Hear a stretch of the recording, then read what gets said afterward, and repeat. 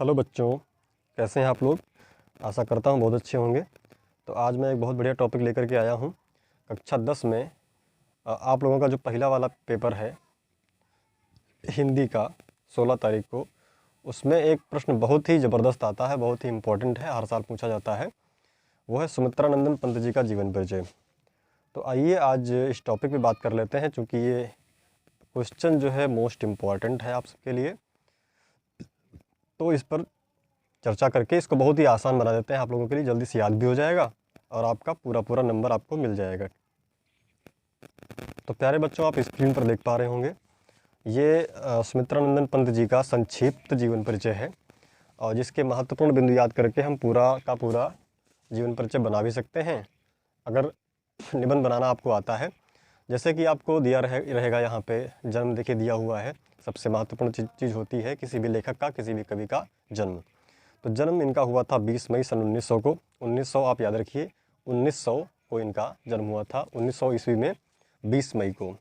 और इनका जन्म स्थान जो है, इनका जन्म कहाँ पर हुआ था, तो इनका जन्म हुआ था उत्तराखंड। आपका नाम सुने होंगे, उत्तराखंड राज्य में अल्मोड़ा नामक एक कौसानी नामक ज़िला है और अल्मोड़ा नाम का एक गाँव है, इसमें इनका जन्म हुआ था। इनके पिताजी जो थे वो पंडित गंगा दत्त पंत जी थे। और बाकी चर्चाएं बाद में करेंगे आगे। और इनकी रचनाएं जो हैं, महत्वपूर्ण रचनाएं, वीणा, गुंजन, युगवाणी, कला और बूढ़ा चांद, शिल्पी आदि महत्वपूर्ण रचनाएं हैं। और चूंकि अब की बार जो परीक्षा होनी है उसमें सिर्फ और सिर्फ आपको एक रचना लिखनी होगी, तो कोई भी एक याद करके आप लिख सकते हैं और अपने पूरे पूरे नंबर प्राप्त कर सकते हैं। और सुमित्रानंदन पंत जी की मृत्यु 28 दिसंबर सन 1977 में हुई थी। 1900 से और 1977 के बीच में आप जान सकते हैं 77 वर्ष हुए। तो 77 वर्ष भी इनकी उम्र याद करके आप पूरा पूरा लिख सकते हैं। तो आइए अब डिटेल में बात करते हैं किस प्रकार से लिखा होना चाहिए।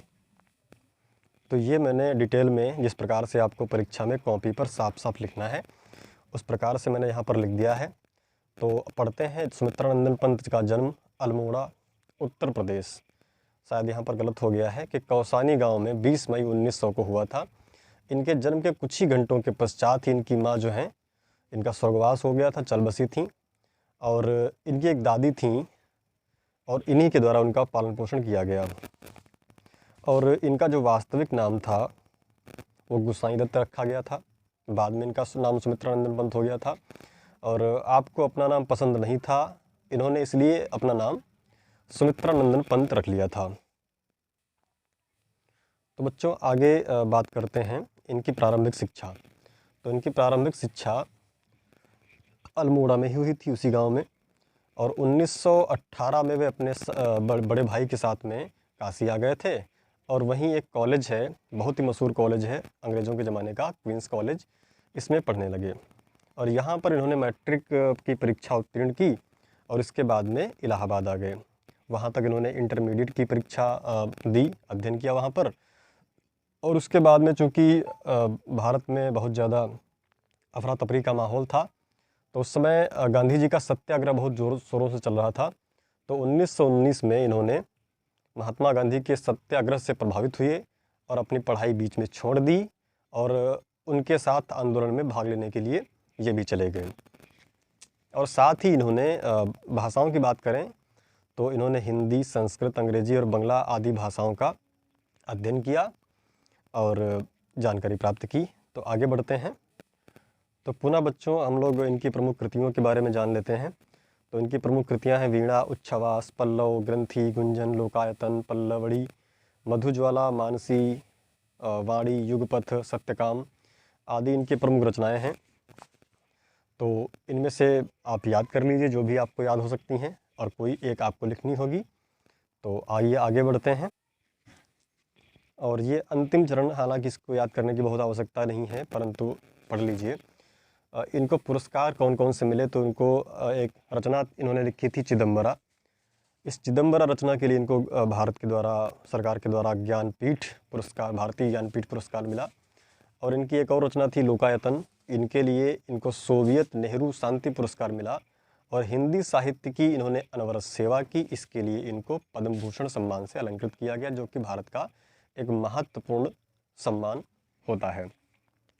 और 28 दिसंबर 1977 को इनका निधन हो गया, स्वर्गवास हो गया और ये स्वर्गवासी हो गए।